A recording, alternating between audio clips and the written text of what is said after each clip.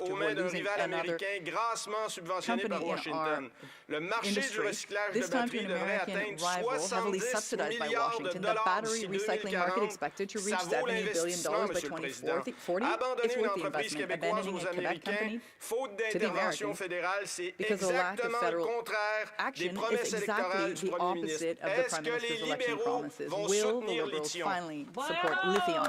L'honorable ministre de The Honourable Minister l'Industrie. of Industry. Merci, Monsieur le Thank Président. you. Écoutez, Thank nous you, avons Mr. déjà eu des Speaker. conversations avec Look, la we've had compagnie. La conversations compagnie, with the bien entendu, company. fait Of face à course, des the company is difficultés facing financières. financial Le gouvernement du Québec difficulties. The a government décidé de of ne Quebec pas aller de has decided l'avant en not to soutenant go cette ahead compagnie. Nous to croyons par support this contre en la company, filière but batterie. we Nous croyons également believe in dans this le fait que Lithium battery industry, and we détient des also actifs believe that importants Lithium has qui sont significant en assets lien avec in keeping with notre force en matière our de strength minéraux critiques. in Et the area donc, of j'ai critical travaillé minerals. déjà So avec le I've Bloc already québécois worked with the pour Bloc trouver des québécois to solutions et find nous allons solutions, trouver des and we solutions. will Merci. find solutions. Member for Dufferin-Caledon.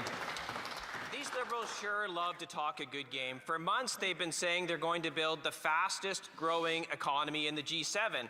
I mean, at least they got the fastest right. The problem is, it's actually the fastest shrinking economy in the G7, and this was just reported. Right. And this is what you get when you get a Liberal government that is all talk, all photo ops, all fancy announcements. But the reality is they're driving the Canadian economy into the ditch. Yep. When will they recognize that their fancy photo ops, their fancy announcements aren't an actual plan to get the Canadian economy to grow? Right on.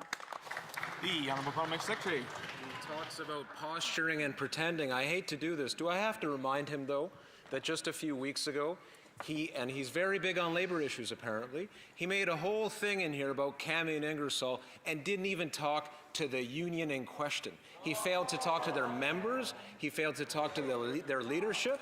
He made this whole point about severance pay. I hate to remind him again, but if he's serious on the floor of the House of Commons, surely he will bring forward serious agenda items for this government to consider. We are working towards a major nation-building project for this country at a difficult time. The Conservatives have nothing to offer. The Honourable Member for Dufferin-Caledon. What's laughable is how these Liberals get up and talk about things that they know very little about. Let's talk about the auto sector. What's very clear is that the Canadian auto sector can't survive at a 5% tariff. These Liberals somehow bungled into a 25% tariff, and we've had the result of thousands of auto job losses. They have some strange strategy, which includes giving EV rebates to American cars, right? From the president who wants to take our entire auto sector. Meanwhile, our economy is actually shrinking as a result of these terrible decisions. When will they wake up to the fact that their decisions are hurting the Canadian economy? The Honourable Minister for Industry.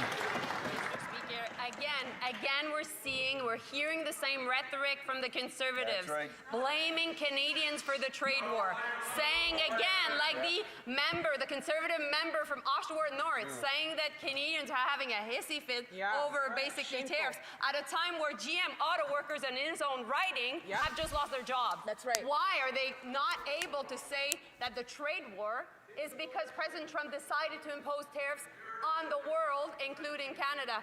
We will fight for auto workers. We have a great auto strategy. Even Premier Ford is in favor of it. We'll make sure that we save jobs. The Honourable Member for Yellowhead. The Prime Minister promised the fastest growing economy in the G7. Instead, he's delivered the weakest. Today's Statistics Canada report that Canada is the only country in the G7 with negative growth. How did this happen? Years of inflationary deficits, high taxes, and an exploding bureaucracy. Business is stalled, capital is leaving, and the GDP per capita is flat. It's time for the Liberals to remove the taxes and red tape holding Canadians back. What are they waiting for? Honourable Parliamentary Secretary, the Minister of International Trade. So I think, Speaker, we're starting to recognize that the opposition has finally got the memo that we may be in the middle of a trade war where our closest ally and trade partner has turned their back on us. And that is why we are so focused on making sure that we diversify our trade. That's why we are working hard to open markets in China, in India, in Japan, in Australia, where the Prime Minister is visiting right now, in places like Qatar and United Arab Emirates. So while they on the other side try to figure out whether they're having a hissy fit about this or not, we're on this side and focused on creating good paying jobs across Canada. The Honourable Member for Langley Township, Fraser Heights. Despite promising the fastest growing economy in the G7, this Prime Minister has delivered the weakest. And today we are the only country in the G7 with a shrinking economy, and young people are paying the price. The generation that should be building up wealth for the future is instead falling further behind. Personal debt at an all-time high, savings basically non-existent, and millennials giving up hope. They want to know, when will this government create a working economy so that they can have hope for a better future? Yes. The Honourable Parliament Secretary. Mr. Speaker, once again, as I said earlier, my colleague also said it earlier, when one reads a report from Statistics Canada, one should read the whole report. What we find out in today's report is that for the year 2025, for the whole year, economic growth in Canada was 1.7%, plus 1.7%. That makes it the second fastest in the OECD area. And on top of that, we created more, in absolute terms, more jobs here than in the US. No, we are not falling apart, Mr. President. Speaker, in Northern Ontario, once a prosperity for young Canadians, has become the source of economic anxiety for over 60% of millennials. Chapleau in my region, a logging, mining and rail town, where young Canadians chased opportunity, now stand as an example of the affordability crisis facing our youth. Canada is now the only G7 economy moving backwards. When will this government let Canadians build, invest and grow again? The Honourable Parliament Secretary, Minister of Energy and Natural Resources. Well, thank you, Mr. Speaker, and I thank my colleague for his question. I know he is sincere in his wanting to support forestry sector. He does try to work with us on occasion in committee. I really do hope, however, the Conservatives will bring that more positively forward in the House generally and help us vote in support of an agenda that is trying to modernize and strengthen the forestry sector in Canada. We've announced $2.5 billion in support so far. We have a transformation task force going on right now. We do want to work with you, sir. You, Mr. Speaker, and I look forward to continuing to work with you all. The Honourable Member for Leduc-Wetaskiwin. Real leaders take ownership of their mistakes. They learn and they change. Contrast that with the daily Liberal approach in this House. Blame, blame, blame. The fact is, the Prime Minister's signature election promise was to, quote, build the strongest economy in the G7. That exact phrase appeared word for word 10 times in the Liberal platform. Today we learned that Canada has the only shrinking economy in the G7. Our global competitors faced with the same global challenges are all doing better. Will someone take some ownership over there and admit that record Liberal spending is crushing the Canadian economy? The Honourable Parliamentary Secretary. Yes, thank you, Mr. Speaker. What is very clear, coming out of the last election, less than a year ago, Canadians elected a new Prime Minister with a mandate to build a strong and healthy Canada. That's exactly what we are doing. Whether it is budgetary motions, whether it is legislative measures, this is exactly what Canadians want, and that is exactly what this caucus continues to deliver. Contrary to what Conservatives like to spread, misinformation, Canada is still the best country in the world to call home. Member for Leduc-Wetaskiwin. Speaking of misinformation, let's talk about Liberal promises in the last election. 10 months ago, Canadians trusted the Liberal Prime Minister when he promised a budget deficit of only $62 billion. 5 months ago, that number ballooned to $78 billion, and again this month they added billions more. Promise clearly broken. 10 months ago, Canadians trusted the Liberal Prime Minister when he promised to, quote, build the strongest economy in the G7. Today we have the weakest economy in the G7, and it is actually shrinking. Promise clearly broken. Why should Canadians believe anything anyone over there has to say now? The Honourable Parliament Secretary, Government House Leader. Well, Mr. Speaker, contrast the Conservatives with the government of the day and the Prime Minister. We believe in Canadians. We are investing in Canada's infrastructure. We are investing in Canadians. All the Conservatives want to do is talk down Canada. Have I got a news flash for the members opposite? You have a choice. Either come on side, be a part of Team Canada, or continue what you're doing, which is not representing representing your constituents. It's representing the Conservative Party of Canada. Let's be there for Canadians first. Just remind the experienced member to address his questions through the chair. L'honorable député de Beauharnois, Salisbury, Sous-Launch, Huntington. Monsieur le Président, le gouvernement a annoncé un programme de subvention pour le transport de l'acier canadien qui ne vise que le rail en excluant le transport maritime. Pourtant, nos armateurs ont historiquement transporté des volumes d'acier représentant des centaines de milliers de tonnes par année. Ces flux sont directement menacés par l'absence de soutien équivalent. Le mode maritime interprovincial est pourtant essentiel aux chaînes d'approvisionnement et le mandat de Transport Canada est précisément de promouvoir un système de transport intégré. Le ministre va-t-il corriger cette incohérence et inclure le transport maritime domestique dans son programme? The Minister de l'Industrie. J'ai beaucoup de respect pour ma collègue. Je sais qu'elle travaille très bien ces dossiers. Je sais qu'elle représente une circonscription également où le transport maritime est très important. Ça me fait plaisir de travailler avec elle pour regarder cette question. Nous cherchons des façons également de pouvoir, bien entendu, transporter de l'acier partout à travers le pays alors que nous développons davantage de projets importants d'infrastructures ici. Et nous allons travailler également avec le ministre des Transports sur cette question. Donc, ça me fait plaisir de travailler avec elle après la période de questions. Question period. Député de Beauharnois, Salisbury, Sous-Launch, Huntington. Chez nous, au port de Valleyfield, c'est dégagner logistique qui risque de perdre des clients parce que Transport Canada a décidé de créer une compétition déloyale entre le ferroviaire et le maritime. Le fédéral met en péril des ports, des emplois et des corridors logistiques entiers. Si le ministre reconnaît l'importance du maritime et des centaines de milliers de tonnes d'acier qui y transitent, peut-il s'engager clairement à ajouter le volet maritime domestique au programme avec un échéancier concret et des paramètres équitables? The Minister de l'Industrie. The Honourable Minister of Industry. Ma collègue sait très bien aussi que si la compagnie en question a des enjeux financiers, on peut travailler ensemble via Développement économique Canada pour la région du Québec, dont j'ai la responsabilité pour soutenir la compagnie.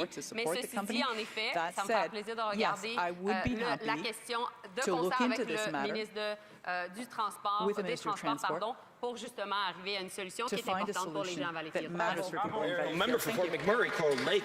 Child poverty in Canada has risen for the third consecutive year. In 2025, nearly 30,000 more children fell below the poverty line, according to the latest Child and Family Poverty Report Card. The progress our country once made is not just slowing, we're going backwards. Behind every statistic is a child going without, a family stretched beyond its limits, and parents forced to make impossible choices.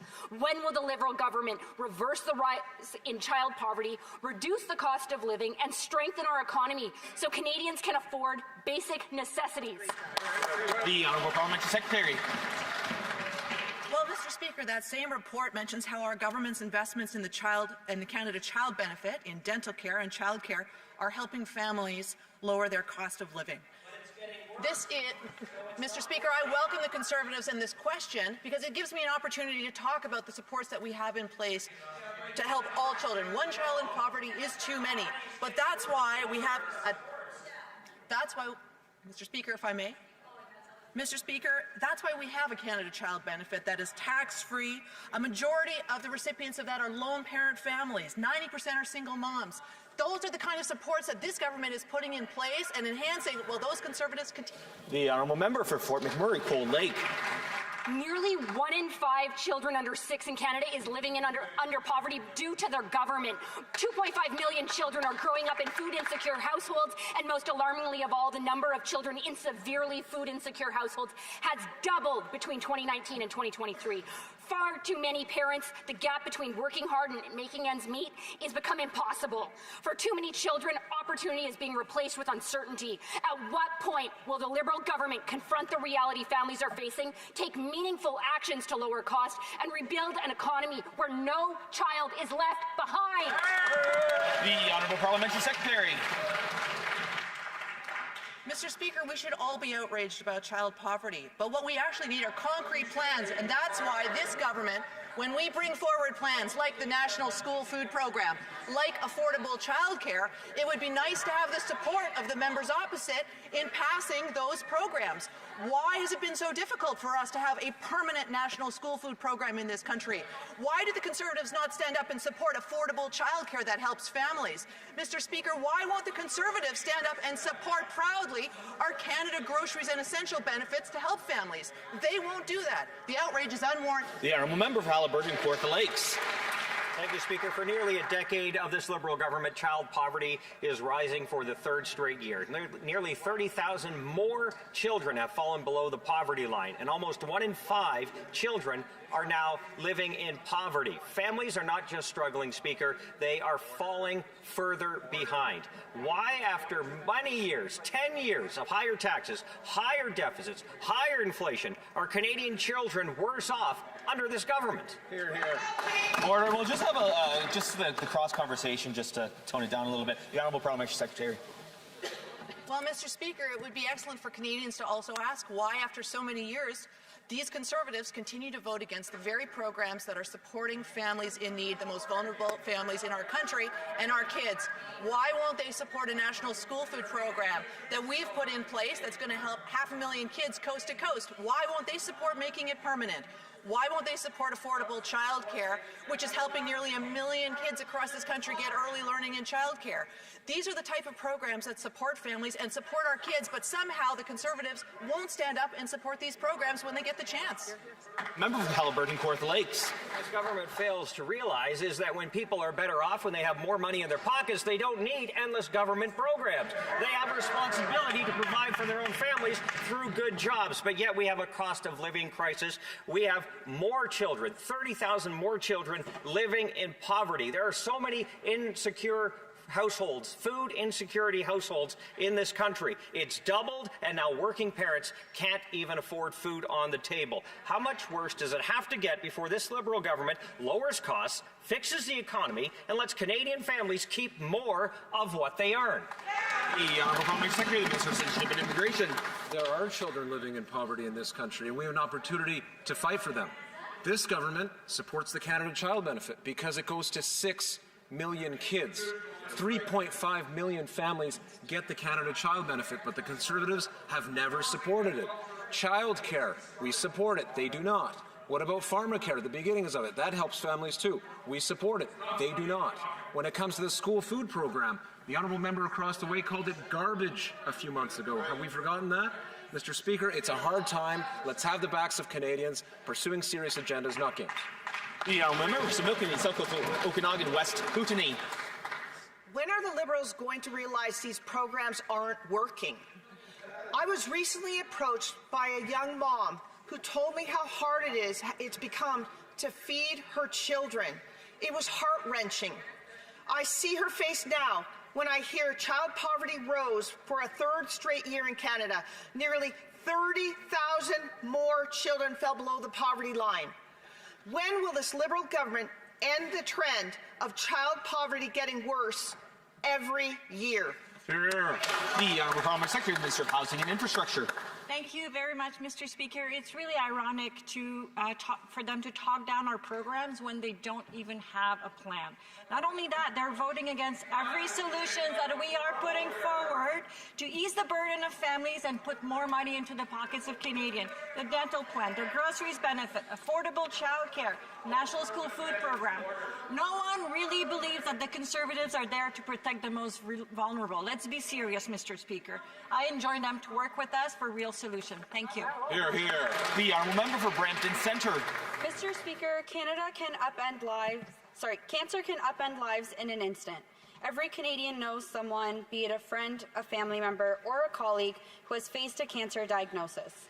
It is a disease that touches far too many families across our country. Even some members of this House have sadly faced that news themselves. We all understand the importance of prevention and early detection. Can the Parliamentary Secretary to the Minister of Health update the House on what the government is doing to strengthen cancer prevention and ensure more Canadians benefit from early detection? The Honourable Parliamentary Secretary and the Minister of Health. Thank you, Mr. Speaker. I thank the honourable colleague for this question. My mom is a cancer survivor, and I know what it's like when a loved one goes through cancer treatments. We also know that prevention matters. Up to 40% of cancer cases could be prevented. That's why I'm proud that our government announced $41 million for groundbreaking cancer prevention research. Through the Canadian Institute of Health Research and partner organizations, we are supporting 19 teams whose work will save lives, build a healthier Canada, and make sure we get to spend more time with our loved ones. The honourable member from Montmorency, Charlevoix. Mr. Speaker, the face of poverty is changing. Today, it looks like single mothers who are skipping meals to buy nice clothes for their children so they don't get made fun of at school. Field trips have become a luxury, and families are going into debt so their children don't get left out. This is the result of 11 years of Liberal policies. Families don't want pity, they don't want government handouts. They want to be able to take care of their children on their own. When will Liberals understand that their radical programs do not work and change course so that every child can live a life of plenty? The Honourable Parliamentary Secretary. Monsieur le Président, Mr. Speaker, notre collègue a parlé de my colleague spoke about radicalism. Well, the Conservatives are showing radicalism right now. We believe that the state has a role to play to reduce poverty through social programs. We strongly believe that social programs are important and that they contribute to improving the lives of families. I suppose Conservatives would like to get rid of them. That would make things even harder for families. The honourable member from Montmorency, Charlevoix. Despite all of these well-intended Liberal programs, child poverty has increased again for a third straight year. Almost 30,000 more children fell below the poverty line. 1 in 5 children under 6 dans l'état d'insécurité alimentaire. Dans Montmorency, Charlevoix, les familles ont de la misère à payer leur loyer, puis nos organismes communautaires y débordent. Pourquoi, après autant de dépenses massives et de déficits historiques, nos enfants n'ont pas plus accès à des ressources et sont encore en état d'insécurité alimentaire?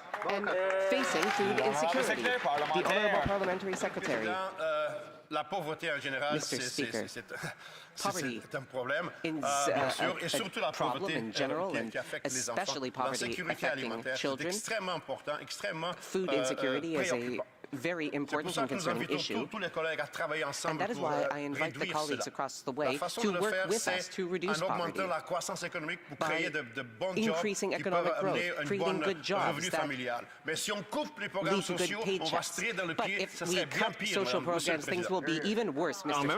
Speaker. Central Rockies. Mr. Speaker, Liberal policies have made child poverty worse. The Child and Family Poverty Report Card shows child poverty rising for a third straight year. Nearly 30,000 more children are falling below the poverty line, almost 1 in 5 children under age 6 now living in poverty. The number of children in severe food insecure households doubled between 2019 and 2023. When will this Liberal government stop making child poverty worse, start caring about family food affordability, and create a working economy so Canadians can afford to live? The Honourable Secretary, Minister of Public Works. Mr. Speaker, I would like to draw attention to the fact that there is no government in history who has done more to support families across this country. Whether that is introducing $10 a day, affordable, high-quality child care for almost 1 million families in this country, whether that is introducing the National School Food Program. Mr. Speaker, we have been there for families, and we will continue to do so. Thank you. The honourable member for Regina Wascana. Obviously, if those programs were working, then we wouldn't have so many children living in poverty. Yeah! Mr.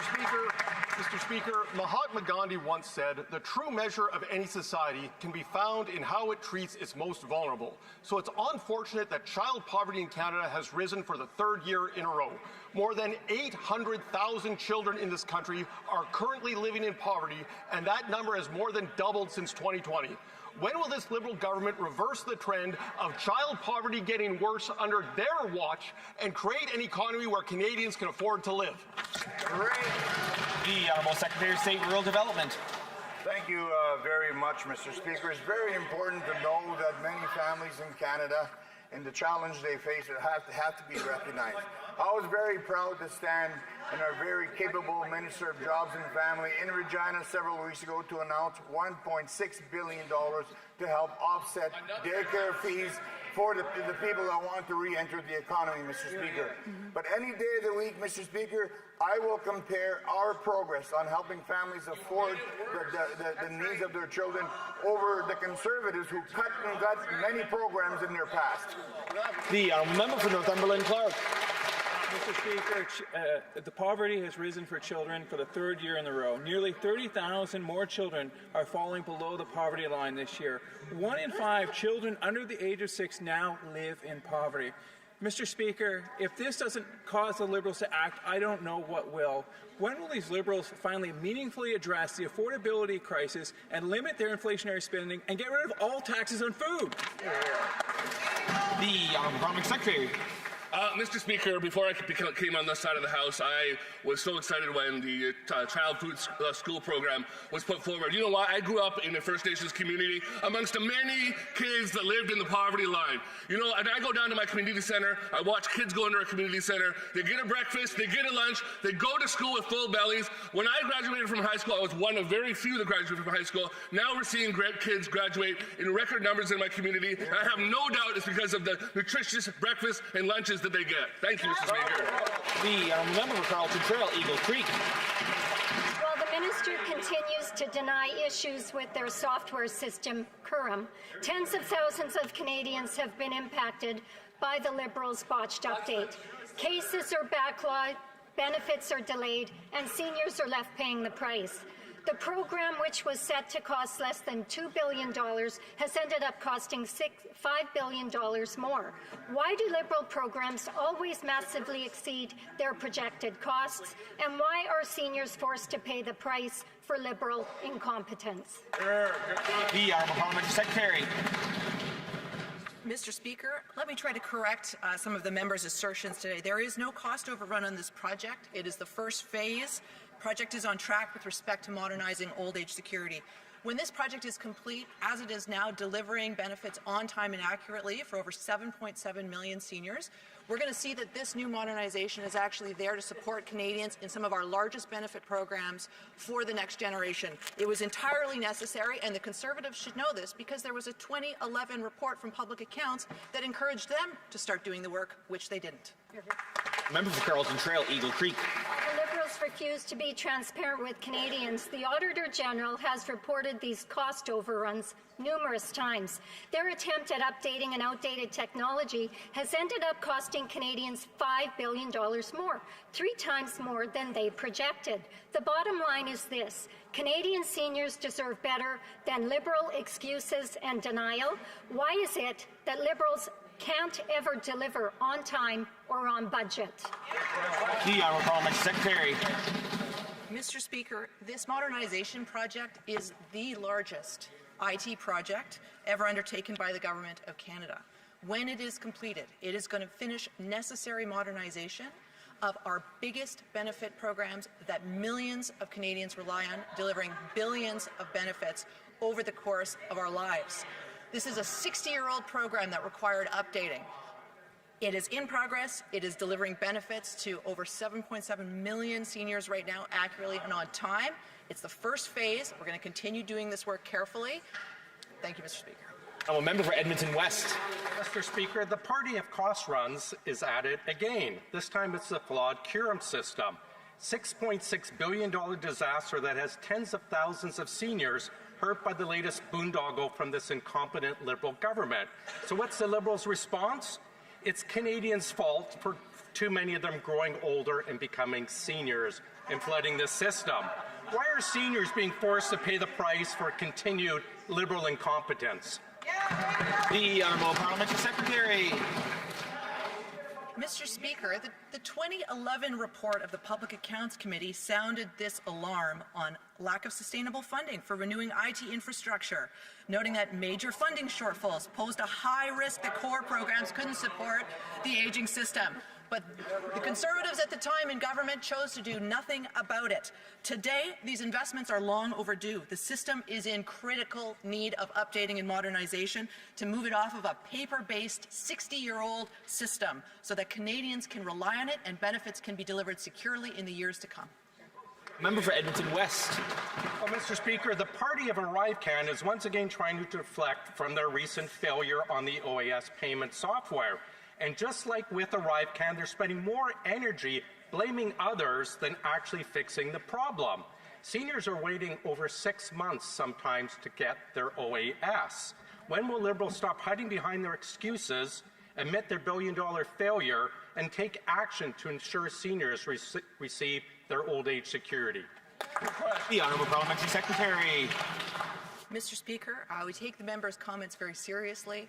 7.7 million seniors are receiving their benefits on time and accurately in a system that is now designed to be more modern, accessible, and secure. I would encourage the member, as the Minister has said repeatedly, if he knows of cases where there's urgent need, we are set up to deal with them in 24 to 48 hours, and we're very happy to do that. Thank you. Honourable Deputy de Madawaska-Restigouche. Thank you, Mr. Speaker. Opposition members like to say that our great country is broken.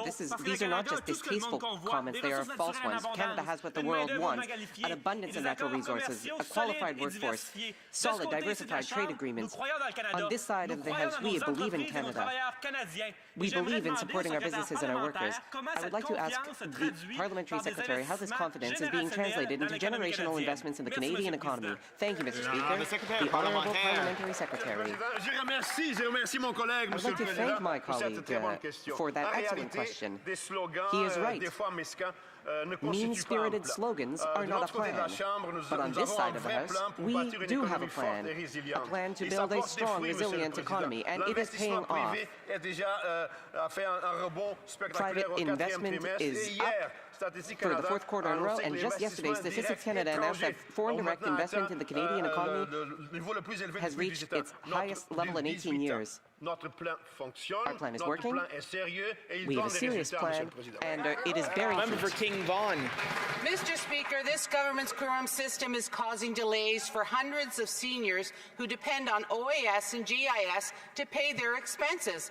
These services are vital to seniors on fixed income. 4 cost overruns were reported by the Auditor General in 2025. Similar incidents persist in every software program they attempt to execute. When will this Liberal government accept accountability for another software system that has failed, costing taxpayers $5 billion? The Honourable Parliamentary Secretary. Mr. Speaker, allow me to try to shed some light on this again for the members opposite. This program is initiative is a phased program. There is no cost overrun.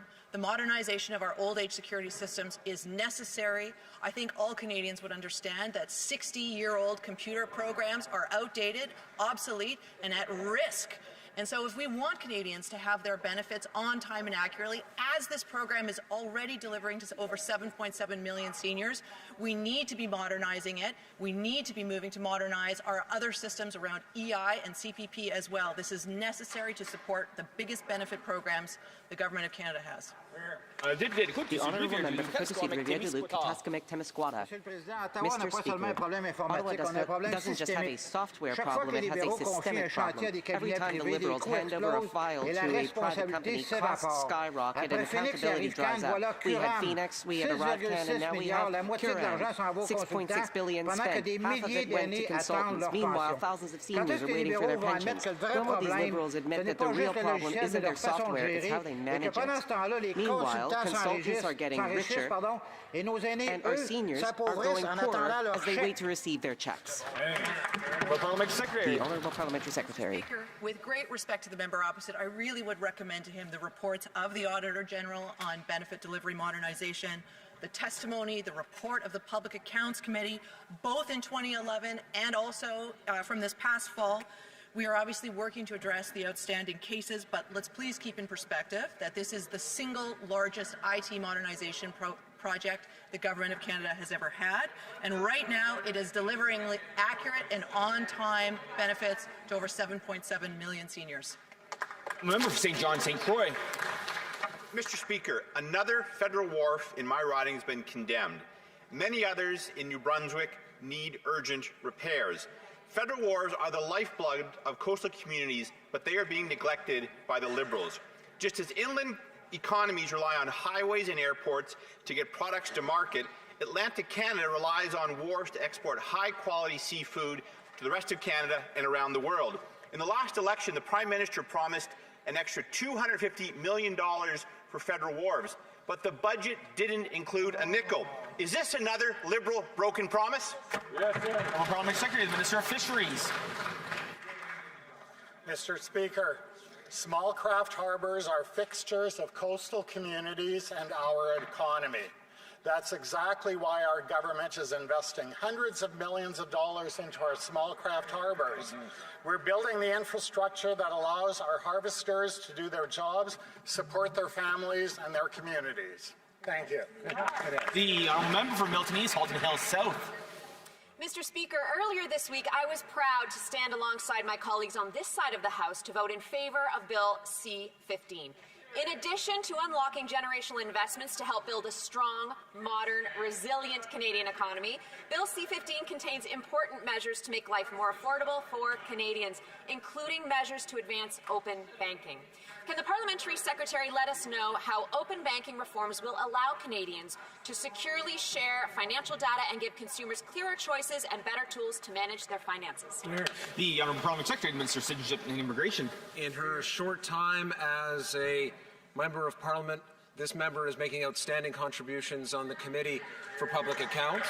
She's doing great work in the constituency. She brings great experience as a former town councillor, and importantly as a lawyer. She stood up for women who had been abused in domestic relationships. Mr. Speaker, she points to Bill C-15. Of course, its main focus is the economy, but within that bill is a focus also on open banking. The autonomy provided by open banking can help women experiencing violence in relationships. It's another way that we're showing support for people across communities and especially vulnerable populations. We'll continue to do that. A member for Parkland.